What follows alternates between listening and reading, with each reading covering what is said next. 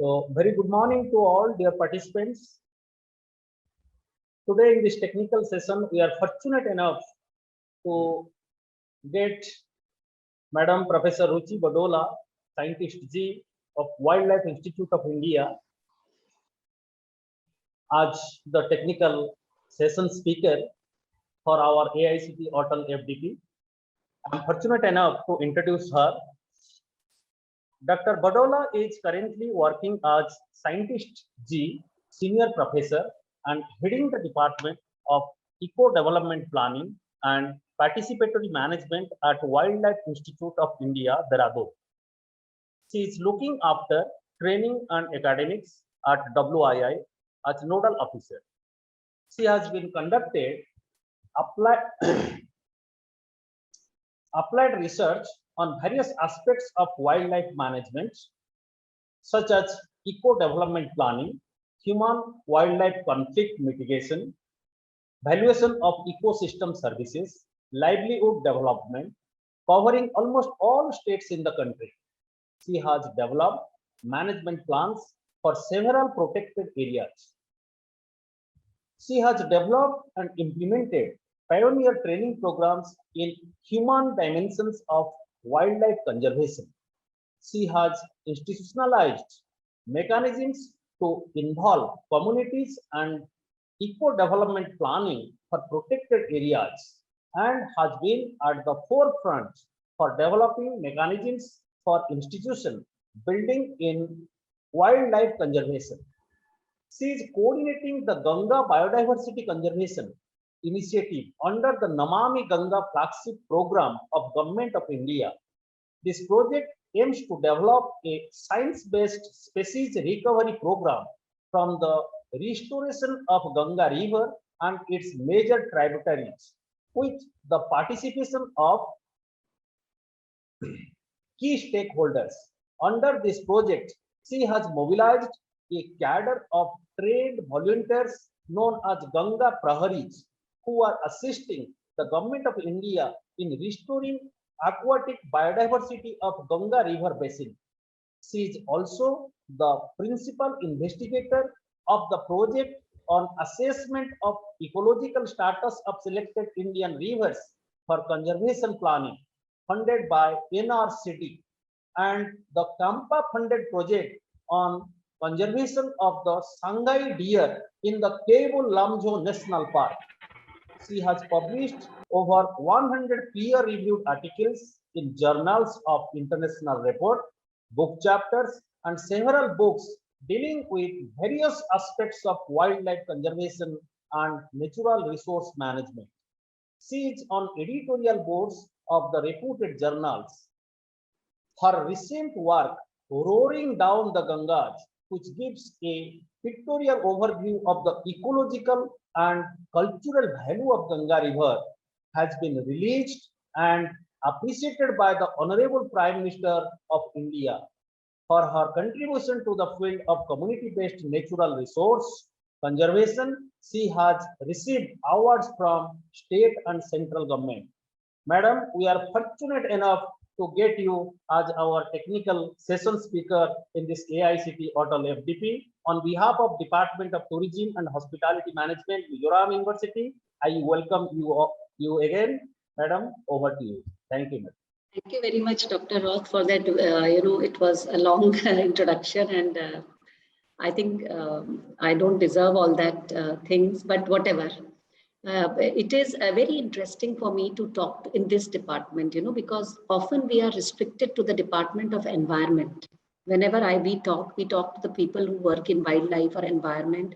But this is a very, very interesting group for me to talk, and a very interesting topic.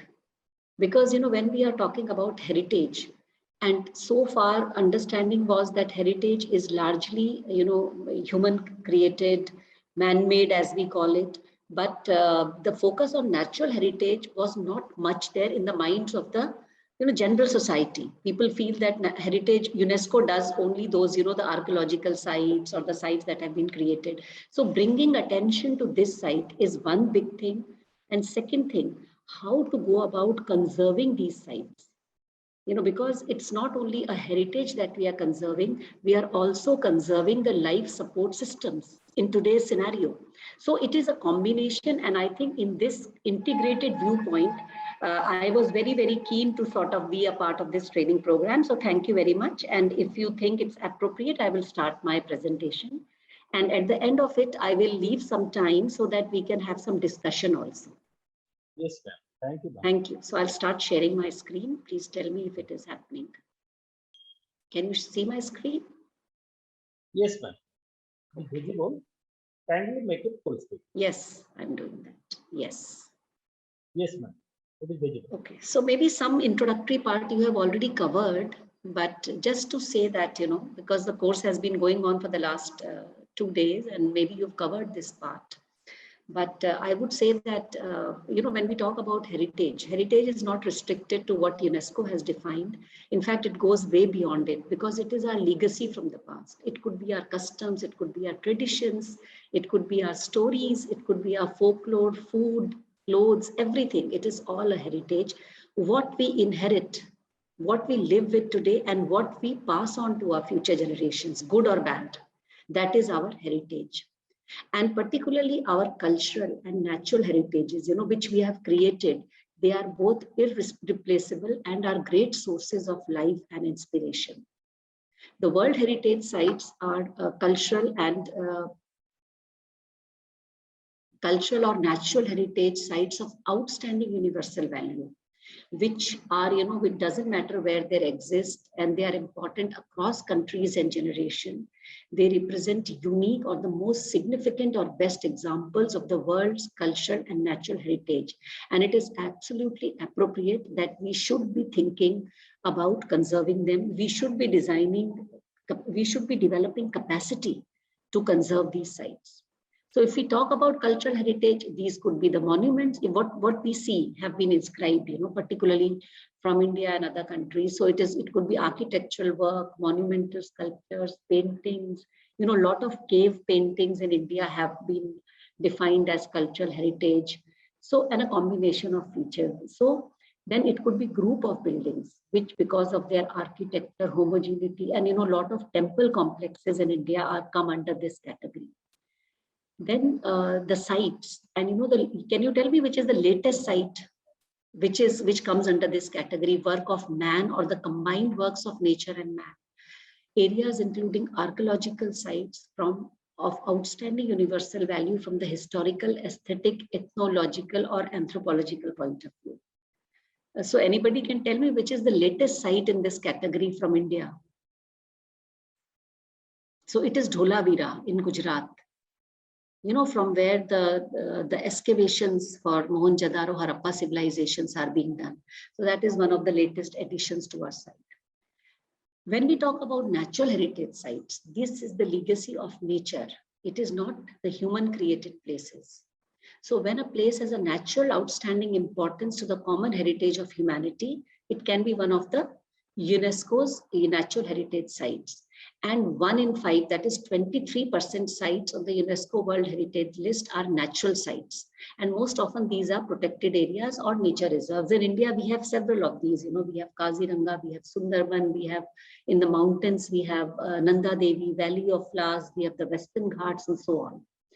So natural World Heritage Sites are globally recognized as the planet's most significant protected areas.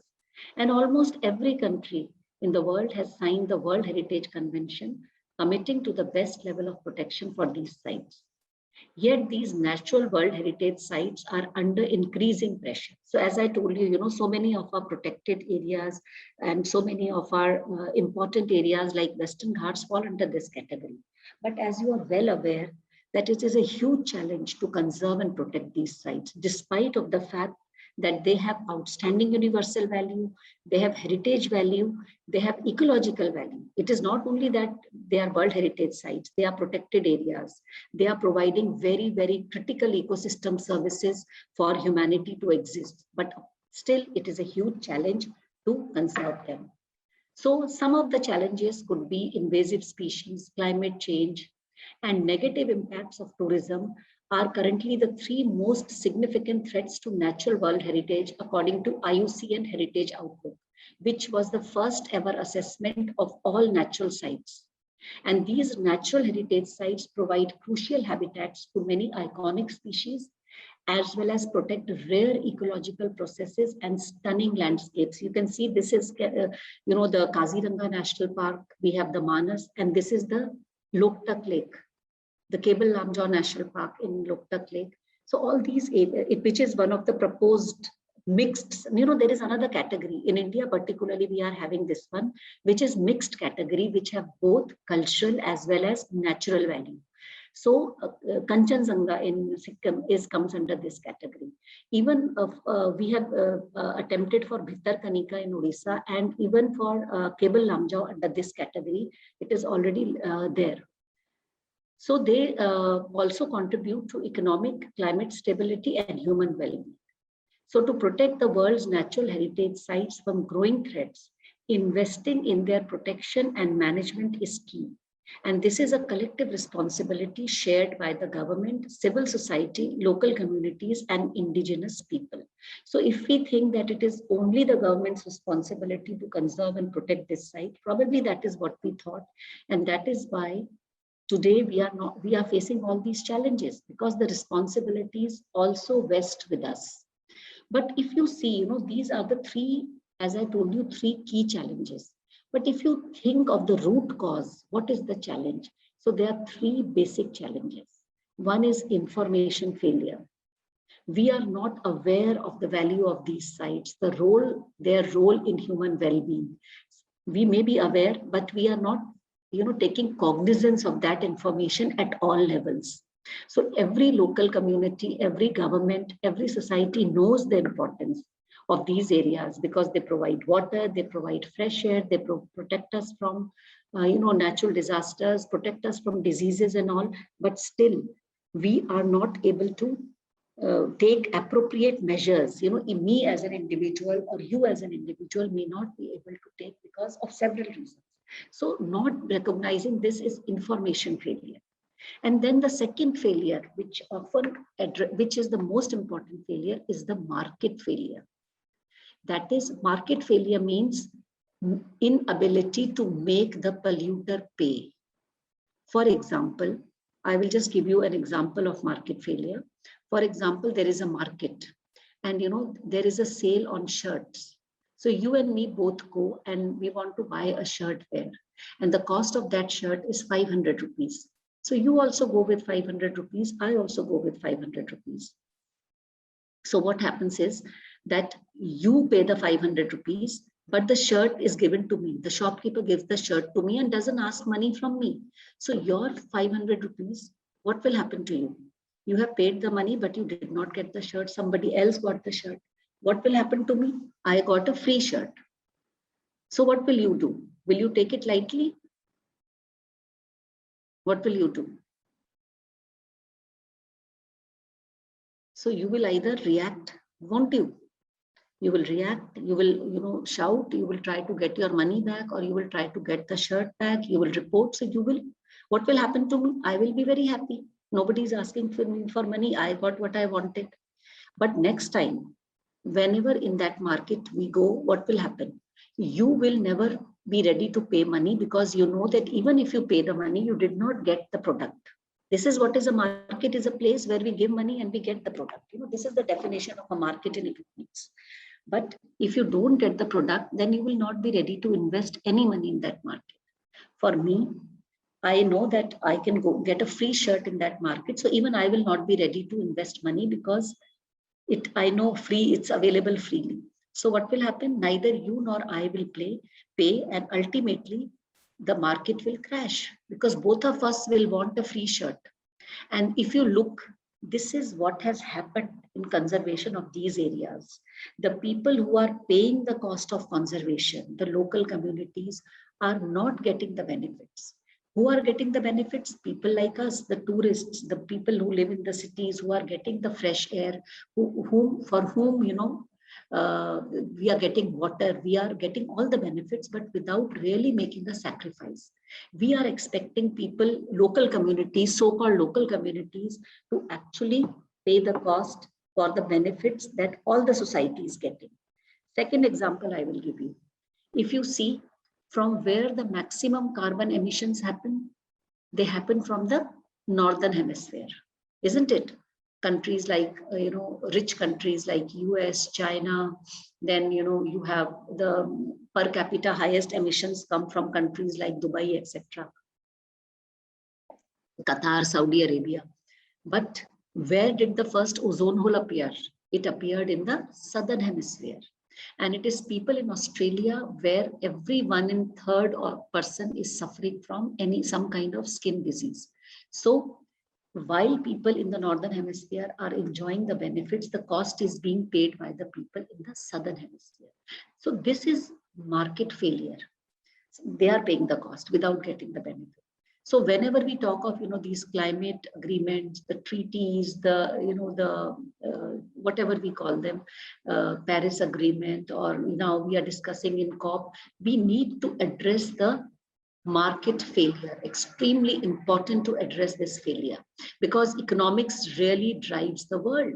We are expecting the local communities to give up their life and livelihoods to support ecosystems or heritages that will be useful for future generations. We will get the satisfaction, we will get the ecological benefits, but they will pay the cost. It is not possible. It is not going to happen. And that is why the market failures are occurring. And all kind of interventions about the communities are related to address, whether you talk about carbon market, whether you talk about eco development, whether you talk about joint forest management, whether you talk any kind of community participation, these are attempts to address the market failures. And that is why participation of communities becomes extremely important. And the third failure is policy or intervention failure, where different departments and different sectors do not work together in one direction. Then definitely it is extremely difficult. You can see here on Loktak Lake, these are the athafuns for fishing they have created. But it is a very rare ecosystem. You know that the floating grassland or the fundis. So everybody has to be in tune and recognize the importance of this heritage. We have the only floating national park on this in the world, which is on the Loktak Lake. But everybody, whether it is the Loktak Development Authority, whether it is the hydroelectric department who have constructed a dam, whether it is the local community, have to think from that point of view, or from the point of view of also conserving the natural and cultural heritage. So that is why the three failures, the information failure, market failure, and policy failure, are extremely important to address. And in terms of heritage conservation, the key things that emerge are, the tourism development plans.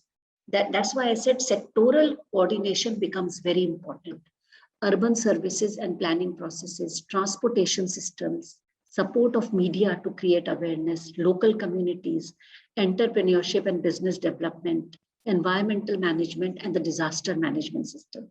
And if you see any heritage site in our country, you talk about the Taj Mahal, wherever these have failed, the systems have crashed, and then they had to be addressed. If the urban setting and planning is not working properly, what has happened to the areas around the Taj Mahal, the transportation systems, the business people, everything has to work in tandem for these things to work together. So basically, coming back to the topic, why do we talk about community participation? So community participation, basically, what is community participation? It is a means of empowering people to mobilize their own capacities, to be social actors rather than passive subjects. You are not going to see, we have launched all kind of schemes and programs. We have the best ones in the country. But most of these schemes actually create passive subjects who become dependent on the doles given by the government. And they are not ready for active participation. What we should be creating is really social actors who can take lead roles. Leadership will not happen only at the top level. Unless we are able to develop this kind of a society, this kind of people at the grassroots level, it will be a huge challenge. Who can make decisions? That means you need to grant them platforms where they can take these decisions and take control over activities that affect their lives. So this is extremely important. This definition actually talks about the processes of community participation. And community participation is considered an effective measures to protect the environment and to improve people's livelihoods, where they are given an opportunity to participate in the decision-making process, both socio-cultural and sustainable management of natural resources. Then only it can happen. So if there is something, some heritage site, and if the people are not involved, they have nothing to do. It is the government side, let them take care. If tourist starts destroying it, we are not getting any benefit because of the tourists, let them destroy if whatever is happening. So there is an apathy which needs to be corrected. And the purpose of participation is to change attitudes, norms, practices, and behavior towards natural heritage and create demand for conservation and interventions. This is extremely important, if you create a demand for something, automatically the market will supply more of it. And today the global society requires more demand for conservation. And these are the opportunities where we can create demand for conservation. And we will see how we can do it. Increasing access to information. I told you information failure. So we need to talk about. So these platforms that today we are talking are very important for efficient decision-making and implementation. To scale up the intervention to increase the effectiveness of conservation practices. To contribute additional resources to the response. Only when we start talking about it, when we give information, what is required, where it is required, and what kind of interventions are required. And to provide a platform to the most vulnerable and marginalized communities, to identify and address the vulnerable causes, and to increase the community ownership and sustainability of the effort. These are very important. So community participation minimizes negative economic, environmental, and social impacts, generates economic and social cultural benefits for the local communities and well-being, involves people in decisions that affect their lives and life chances, and make positive contribution to the world diversity as they are sensitive towards culture and tradition. It creates meaningful connections with local people, their culture, social and environmental issues. It's very important.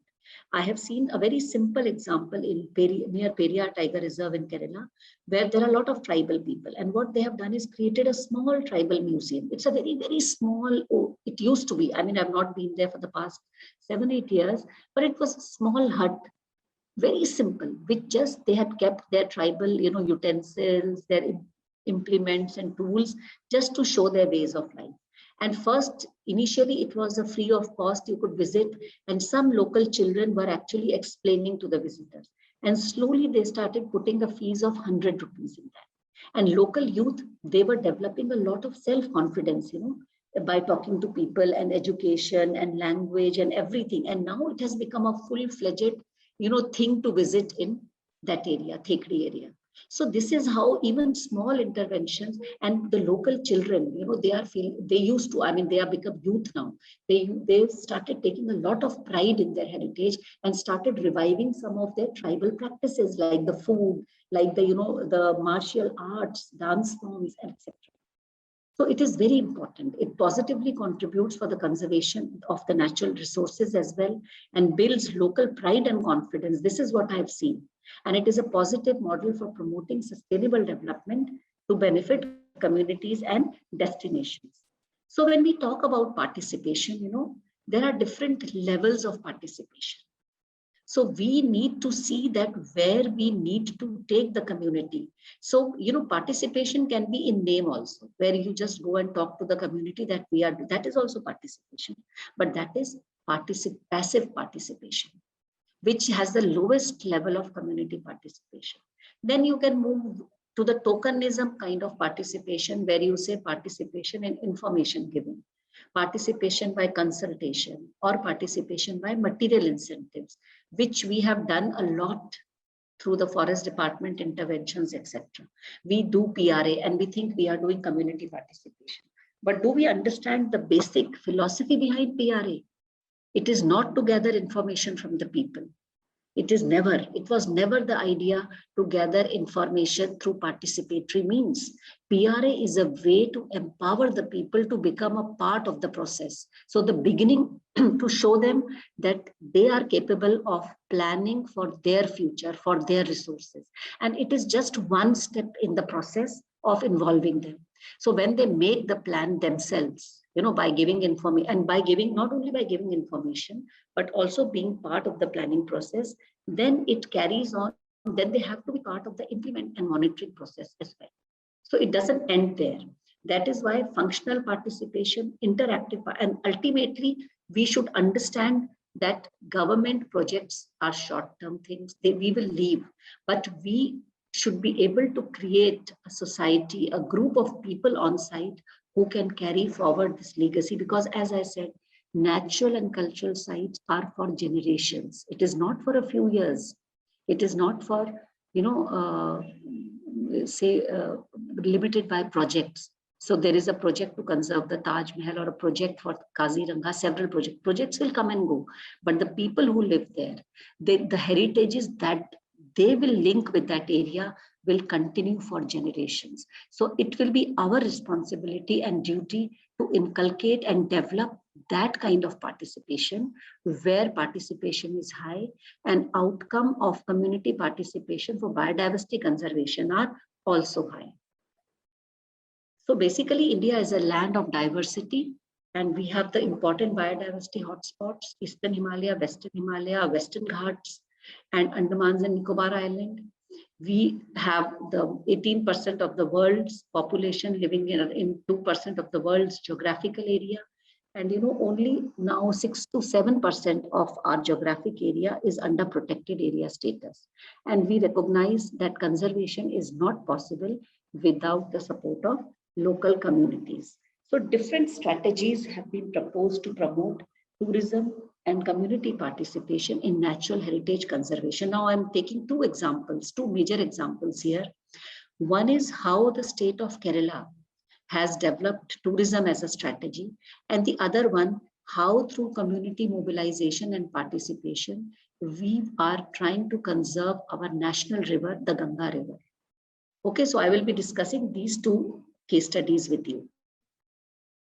So if you look at the policy guidelines for tourism in protected areas, it has been directed that this tourism in protected areas has to be regulated.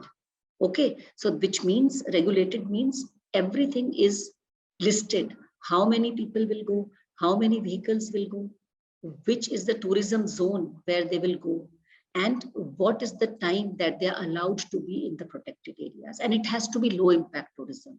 And the philosophy is tourism exists for the parks and not for the people. So you know why tourism exists for the parks? Can anybody tell me why tourism exists for the parks? Dr. Roth, can we have some students if they want to answer some question? Yes, ma'am. So if they want to answer, they can answer. Yes, ma'am. I'll Good morning, ma'am. PhD scholars and PG scholars or any other participants, please answer. So why this statement? Do you agree with this statement? Tourism exists for the parks and not parks for tourism, in light of what I have told you so far. Anybody? Ma'am, as far as my knowledge goes, it was after 2002 that we have allowed, the year was declared as the International Year of Ecotourism, a key to sustainable development. And it is after that, with 4 important criteria, that that ecotourism destinations are open for tourists. Absolutely. And tourism activities. Yeah, especially with four important principles, like it should be ecologically sustainable, economically viable, local livelihood should be benefited, and scope for research should be one of the priorities. Absolutely, you have hit the nail on the head. So tourism exists for the parks. So the idea was that tourism should be promoted in these sites to benefit the sites, right? Like you said, research, information failure, to address the information failure. And secondly, so that there is research people, and secondly, to make people aware, to develop societal support. When people come and see these beautiful places and species and systems, they carry themselves, that legacy in their mind. So that support comes, awareness. And third thing is local livelihoods. To gather the support of people who live in and around these areas, tourism is one very important non-destructive or non-tangible benefit which can be provided from national park, particularly from national parks and sanctuaries, to the people who live in their surrounding areas. Because you have to link this with various things. Our Wildlife Protection Act does not permit exploitation of any kind of resource. So you have to tell everything no to the people. So if you tell everything no to the people for their livelihood, for getting resources, then how they will become your partners, how they will support conservation. So tourism has emerged as a very powerful tool where local livelihoods can be integrated and synced with conservation of these areas. But tourism demands must be subservient to conservation interest. And maximization of income must never be the main goal of tourism. And the goal of tourism in protected areas should remain essentially to impart education and respect for nature, as I told you. So it is very important.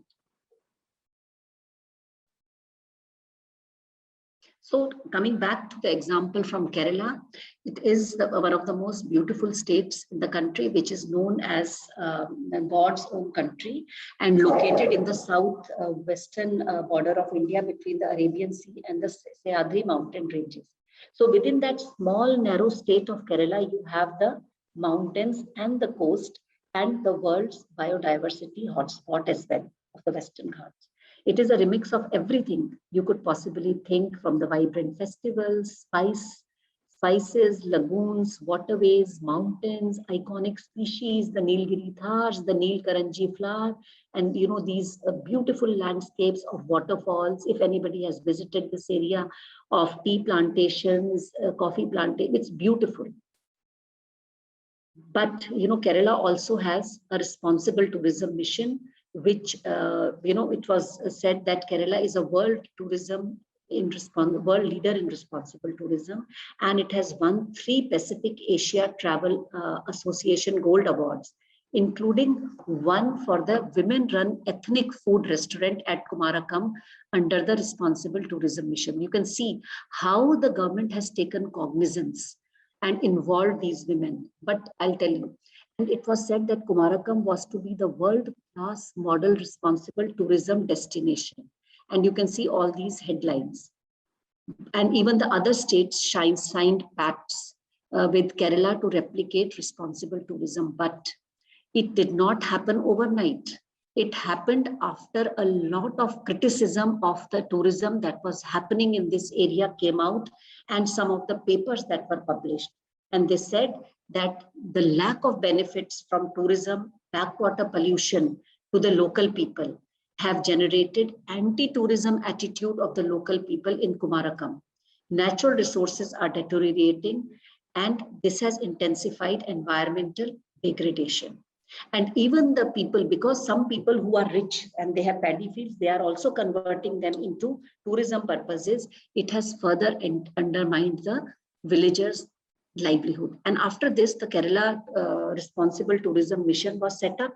A lot of such criticism happened, and then all these things happened. They started taking on board the people, local communities, respecting local practices, arts, culture, and it is now a totally world-class model of responsible tourism, whether it is in terms of cooking, pottery, performing arts, involving of local communities. And it is the result of an agitation at Kumarakam, which lacked, because they said the earlier tourism, which was not ecotourism, it was just tourism, it lacked inclusive growth.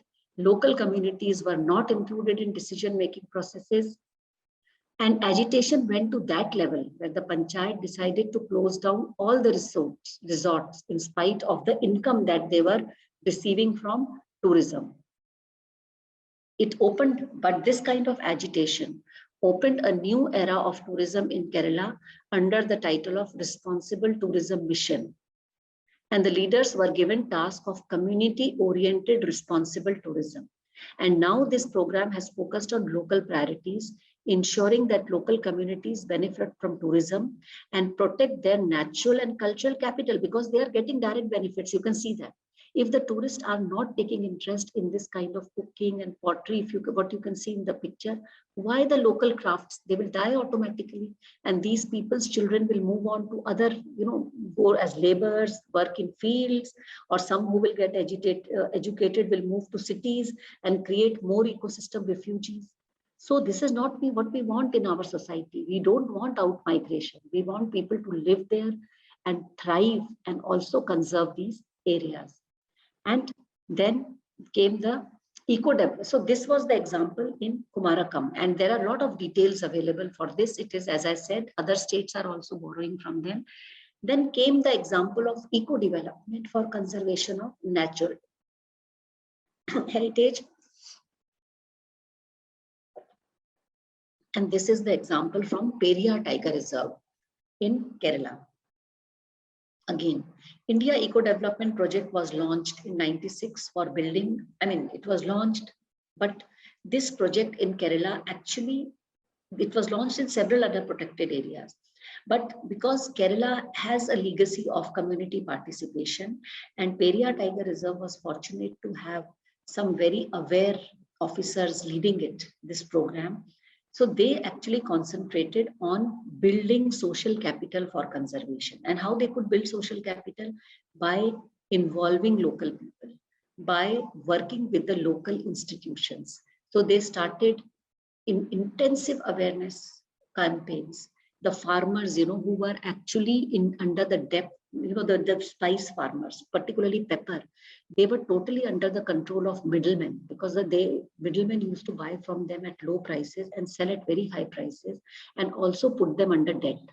So it was a vicious cycle going on. The department intervened, got these people freed of debt through the intervention of banks from the middlemen, and the thriving business has been established now. 72 through these eco-development committees, and direct marketing of agricultural products has been established. This is one major intervention which happened. Then what happened, that there was a group of poachers, sandalwood poachers, then ganja cultivators, who were having a lot of cases against them. So forest department took and they would run into the mountains, and their families were actually living as outcasts. So what intervention was taken by the forest department was actually to call these people for a meeting. It took a lot of effort. These things did not happen overnight. And they actually, got all the cases against these people dropped. And these were, I think, 22 or 24 people, as I remember at that time. And they trained them. And these people knew the forest like the back of their hands. So they were hired, they were made into a Eco Development Committee, and the name of this Eco Development Committee was Tiger Trekkers Eco Development Committee. And this Eco Development Committee of poachers was actually doing monitoring in the most difficult parts of the Tiger Reserve. It is a 3-day trek, and slowly what they started, that a limited group of tourists would be taken by this group of trackers into the forest, only people who had booked this. So at one time, I think 3 to 4 tourists would be taken, and they would be, cook for them. They would stay with them in the forest. And once they complete their patrol, they will all come together. So how they changed the poachers into conservers and into real supporters. And what has happened? I have seen this change with my own eyes.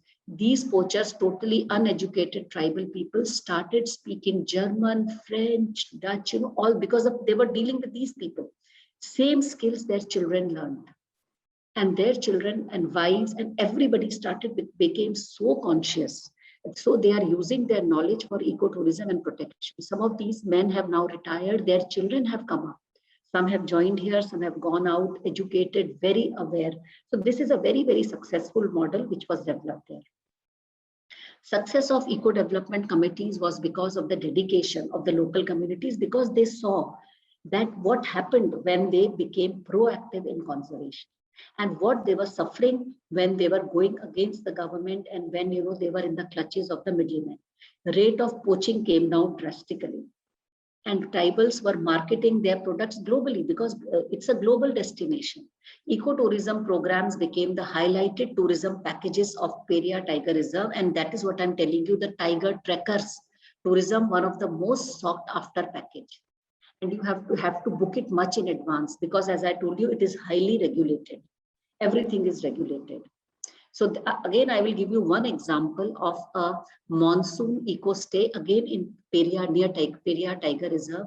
And this was, I'm very proud to demonstrate this, because this was developed by one of my own students who did his master's from Wildlife Institute of India in wildlife sciences. And he did a desert. He was he is very keen to work on ecotourism, and he did his dissertation on ecotourism, and then he developed this dream. With little resources, he developed this monsoon eco resort, and to blend with the theme of towards living in harmony in nature. And basically his theme was that small units of conservation is a reality, and these units act as community oriented conservation units where they promote carbon neutral tourism along with local biodiversity conservation. So all cottages, I think they have about 4 or 5 cottages, and they are above the ground, because beneath the cottages also they are using for some kind of even the soil is there, so that will absorb carbon, and whatever shade loving plants are there, that will grow. Since the earth is intact, runoff groundwater is minimal, and not a single cent of land is diverted from agriculture. And what are they doing? Again, totally focusing on regenerative tourism, where people are, looking at ethnic cuisines, ethnic customs, practices, and biodiversity and carbon neutral lifestyles, which they are positively marketing. When foreigners are coming, it's a very, very simple place, nothing. But local arts and crafts are promoted with organic farming, and people feel very good that we are contributing, we are a part of conservation. And they are also providing training and workshops for homestay and resort owners in that area, because it's a very popular tourism destination, and there are a lot of such resorts. So also to bring them into the fold of responsible tourism, where carbon neutral, because it is selling. See, the point is, when we go to a 5-star hotel, we might be looking for, facilities like beautiful television, and I don't know, I mean, the kind of facilities, remotes, and, whatever is possible. But today, the world is also looking for places, and, I'm again talking about the early 90s, one of the most expensive resort in Periyar area that I visited, I think the name is Spice Village. They have 5 to 6 resorts in Kerala, in different locations. And at that time, the rent was 12,000 rupees per day, per room. And we used to take our class, our trainees to that resort to see what they are doing. You know what they are doing? They have their own water purification plant. They have their own spice garden. They have their own, this water filtration plant, and they have their own vermiculture and composting. So they are composting all the waste. They are only there is no AC, there is no TV, there is nothing in the rooms, but beautiful, ethnic and handloom upholstery and handloom, furnishings, and everything is natural.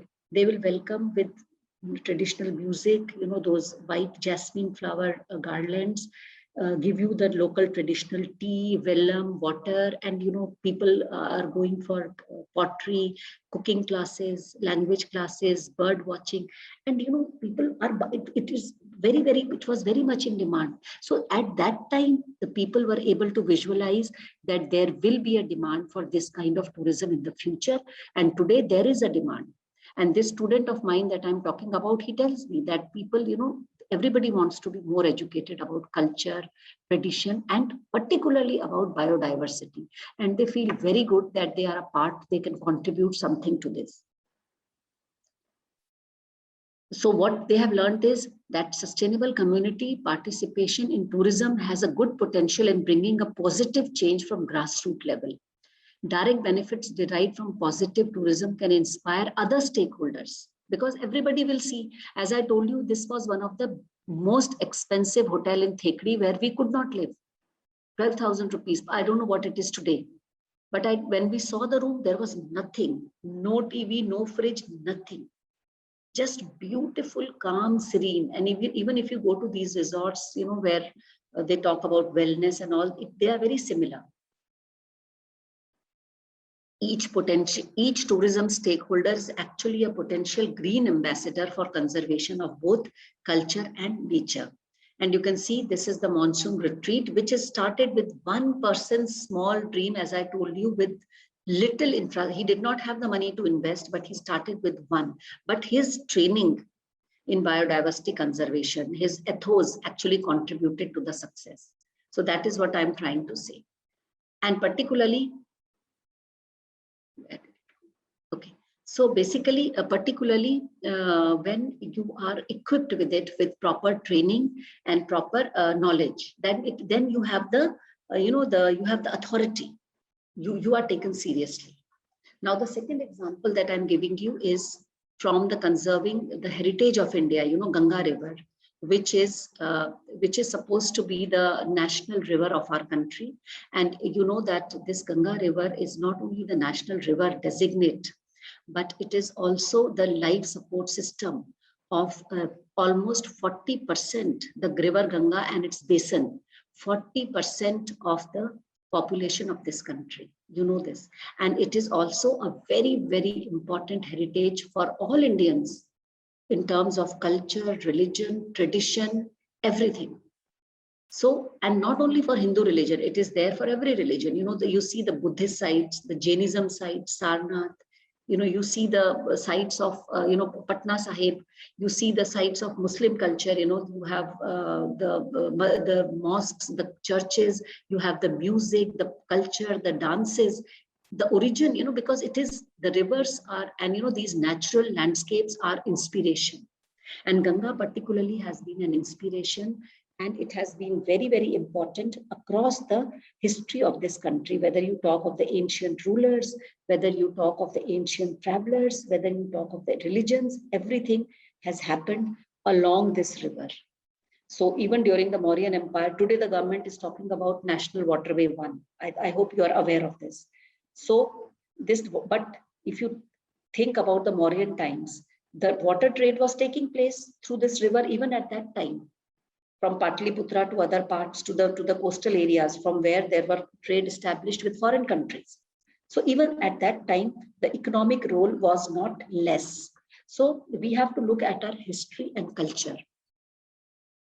Now, I will not go into the other, and apart from that, this river is very important from the biodiversity point of view. It is one of the most biodiverse rivers of the world. And even today, the Ganga River harbors 5 species of mammals. You must be aware that 2 species of dolphins, the Gangetic River dolphin and the Irrawaddy River dolphin, are found here. You have 3 species of otters, about 14 species of turtles, you know, more than 370 species of resident and migratory birds, several species of amphibians, fish, which are important both from conservation point of view as well as cultural point of view, ecological and commercial point of view are found here. And we were able to do these surveys along the Ganga River and find out, because it is a general belief that, Ganga is very polluted and it is a dying river, but, when we actually did our surveys, we found it is absolutely not true. 50% of the river length was harboring very good biodiversity.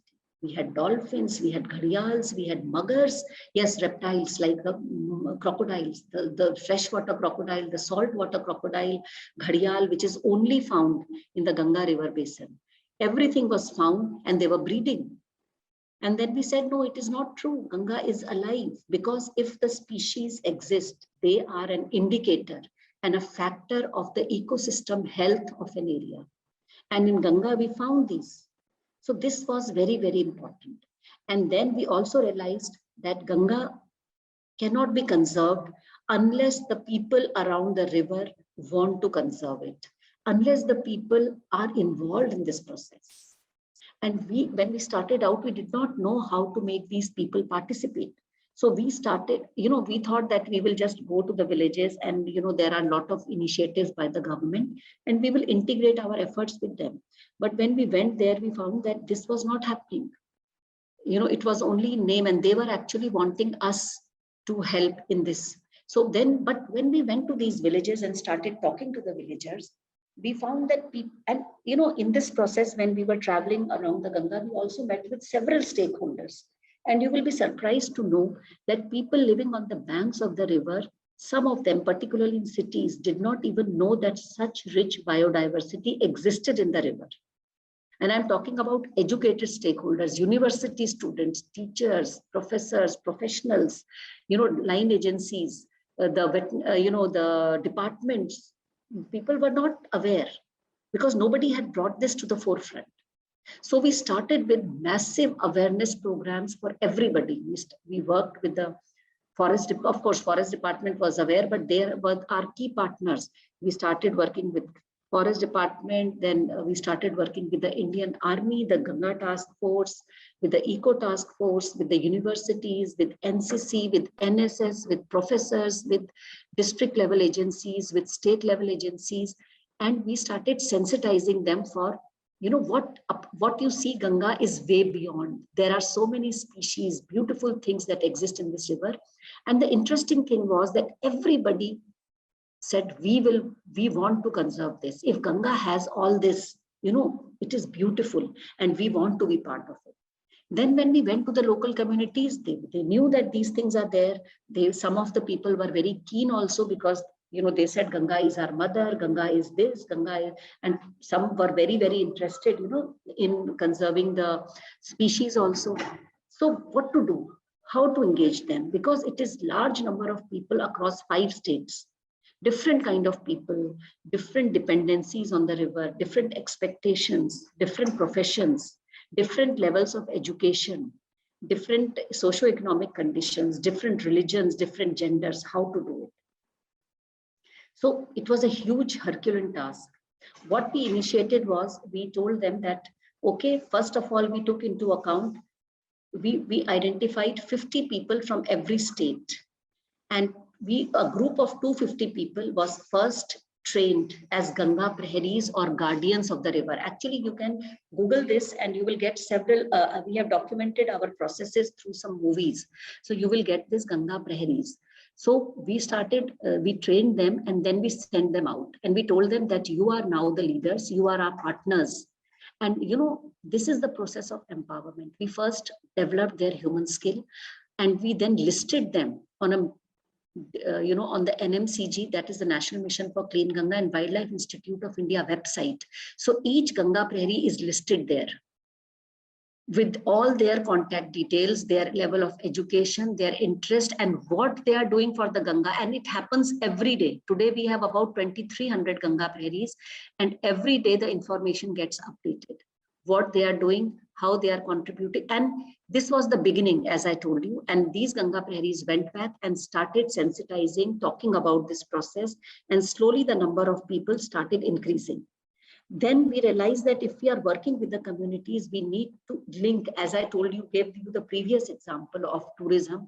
We also need to link these people's livelihoods to a clean and conserved Ganga.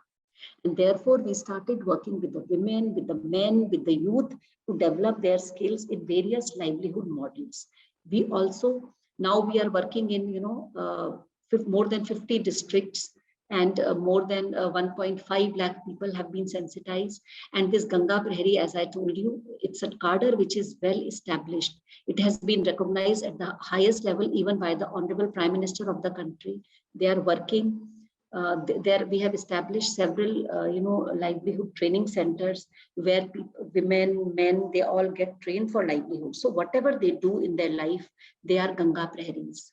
They may be teachers, they may be laborers, they may be youth, they may be old people, whatever they do. And as Ganga Praharis, we are giving them several opportunities for training and capacity building. They don't get paid to be a Ganga Prahari, but their employability increases because today, everybody wants trained people to work in those areas. And they are the only trained people who are available on ground.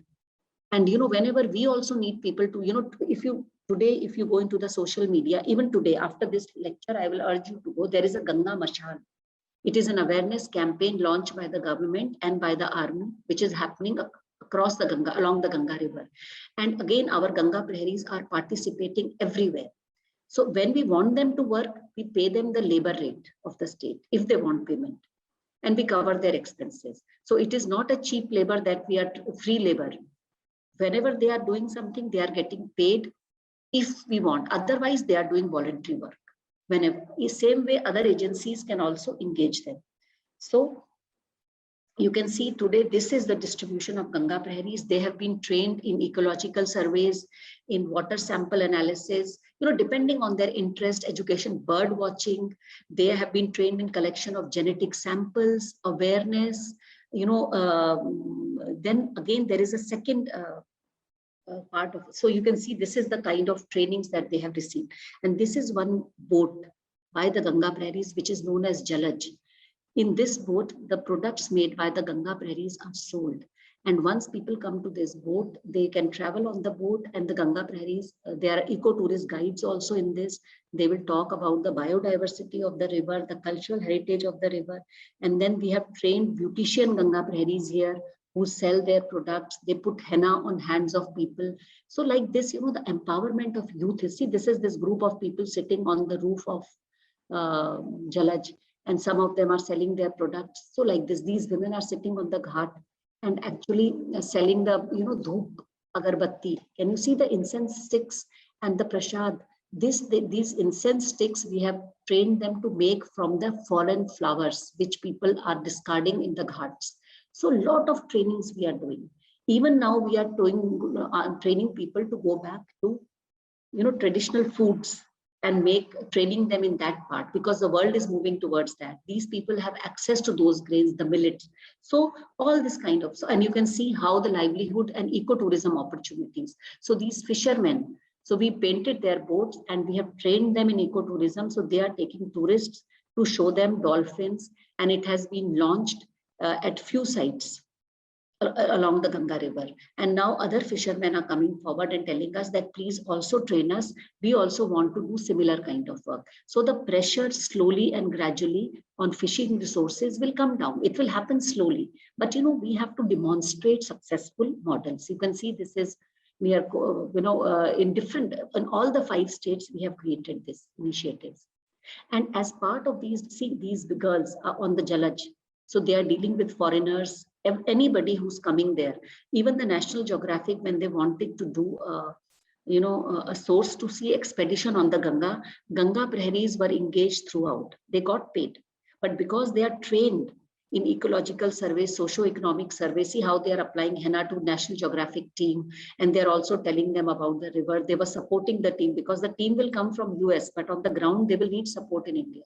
So this is how, and they are working with ZSI, PSI, Sea-Free, any organization you name, and the Ganga Praharis, whenever they want to work on the ground, they are working.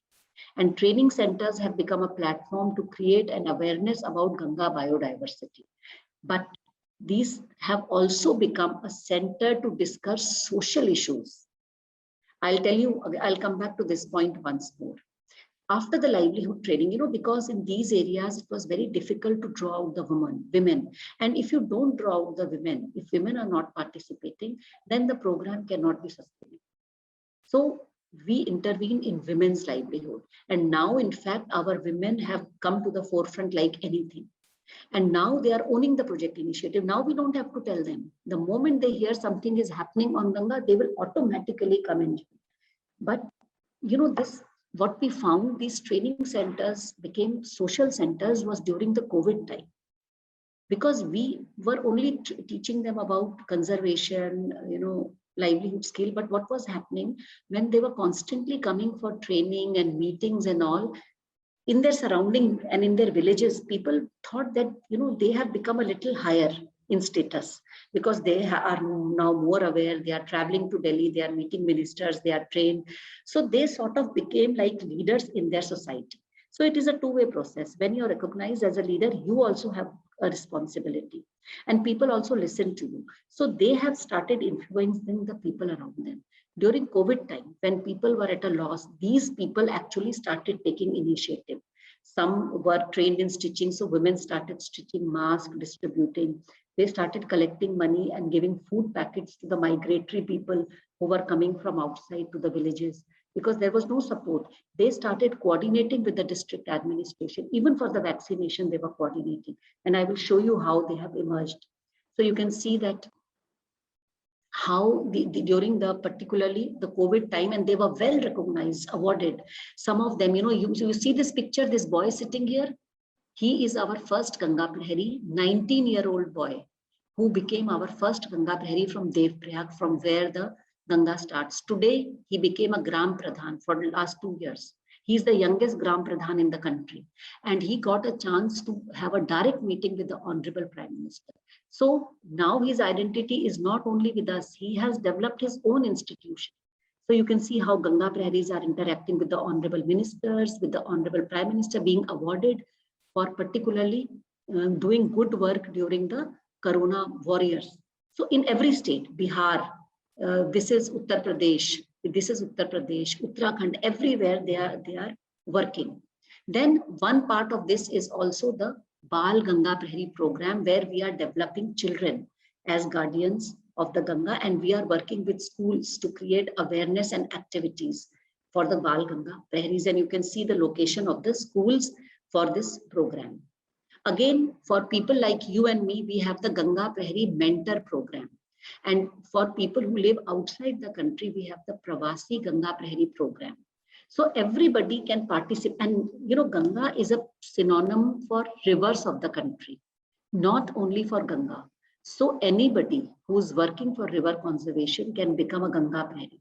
And you can become a mentor also. Anytime you can contact us and get registered. You don't have to do anything. Even if you're listening to a lecture, if you're talking about it, if you are doing any small thing to conserve any fresh water body or any river, you are a Ganga Prahari mentor or a Ganga Prahari.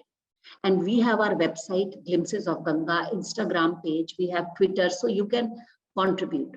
So how to strengthen? So people's capacity building capacity in handling of species, giving them knowledge that what is right, what is wrong. If any species comes into your area, what you should do. You should not handle Schedule 1 species, and all that, it has been a part of the program. So a lot of technical trainings for local people who have been trained as first responders along the Ganga. If any species is dead or alive in distress, what you have to do. So they are trained.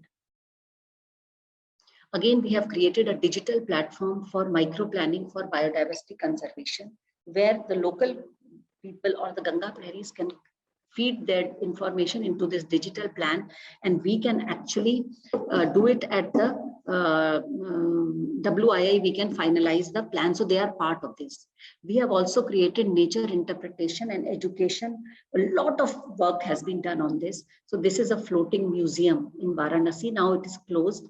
This is another museum, again in Kanpur Zoo, known as Anubhuti. This is at Sarnath. This is paintings in the Ghat. Several places we are doing, so we are creating these things. So we have created several, small publications, brochures, storybooks, comic books, small movies. If you go into the YouTube, you will find several of our small movies on species and awareness. And, for people, for the Kumbh Mela, we created the link of species with mythology. So you can see how different languages, so it is in English, Hindi, and Bangla, how we are able to create this. Again, rural mass conservation education through street plays, through this, this is a Katputli puppet show, etc. we have created. So this is going on. We have created radio shows. So this is conserving a system is a ongoing process. It is like cleaning your house. It doesn't end one day. It has to happen every day. So that is why our efforts, our approach has to go on happening every day and innovating. So if you are tuned in and you know that on 1st, 2nd, 3rd, and 4th of this month, there was a Ganga Utsav in New Delhi. It was a huge program where all the top artists were involved, singers, dancers, TV artists, actors, writers, poets, they were all coming and performing there. Why? Just to make people aware, just to develop their own stake in conservation of the rivers. And similarly, after that, as I told you, the Ganga Mashal is going on, various expeditions. So these are the ways in which we are trying to link people to our heritage. So these are just the two examples that I have discussed with you. But I would now like you to ask me questions so that we can have some discussion on this, you know. Okay, so I will end here. And now you can actually come up with your questions. Good morning, ma'am. Yeah, can you speak a little loudly, please? Hello. Yeah, Bhumi, tell me. Good morning, ma'am. Good morning. Thank you for this presentation, ma'am. It was wonderful. Ma'am, there was a point that you have mentioned in your during that was that maximization of profit should not be the prime focus of tourism. Right, right. Ma'am, I understand this. Because we all should be concerned about the environment priority. If we don't take care of it, tomorrow nothing will be there. I understand. But it is not just me and you who are involved. There are n number of people which are involved, and as a different plan. They are there to earn money. So how can we explain this to them that maximization of profit is not the main, should not be the main focus of your business, because they are there. You know, you have actually, it's a very pertinent question. And, you know, that is why we are talking about the government interventions. That is why the tourism policy, that is why regulated tourism. It is not only the maximization of profit. See, it's two things that you pointed out. It is to, you know, how much profit and to whom profit. Both are very important. So that is why regulations become very important. For example, in a protected area, you know, what happens? You are absolutely correct. If you go to any protected area, for example, Corbett Tiger Reserve, there are so many resorts which have come up and they are all working for maximization of profit. But what the government has done, they have put a rider that all the gypsy owners will be the local people. All the guards will be the local owner, and only limited number of vehicles will go down, and no resort owner has control over it. Only the forest department controls, and it is a very, very transparent process. First come, first serve, online portals. So this is the way systems are created. So while they may, and there are very, very stringent rules, you know, in terms of disturbance, taking care of trash and all that. So regulations are very, very stringent. It is only important how much these are followed and how we are working. So that is why regulations and government intervention becomes very important in these cases.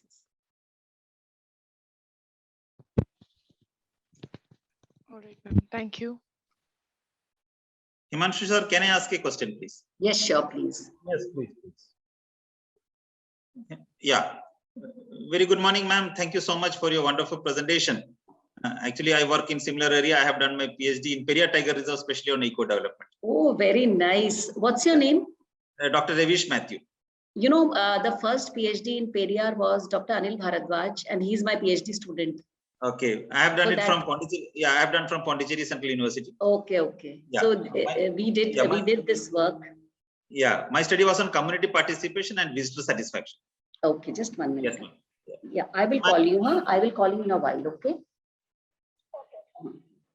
Ma'am, actually, there are three most important type of community participation. One is induced, coercive, and spontaneous.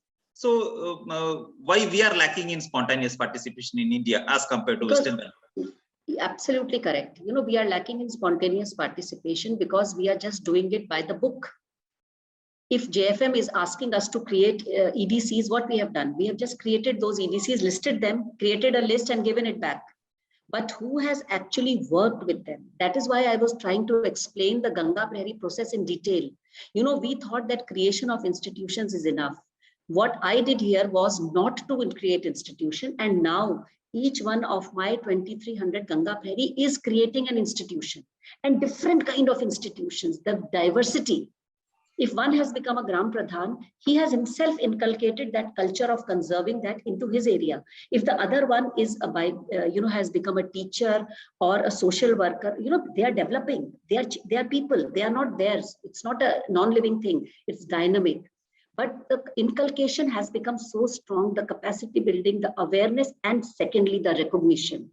In Periyar, our Dr. Bharadwaj's thesis and our work in Periyar found, we actually looked at what worked in Periyar, why Periyar model was successful. We have the analysis.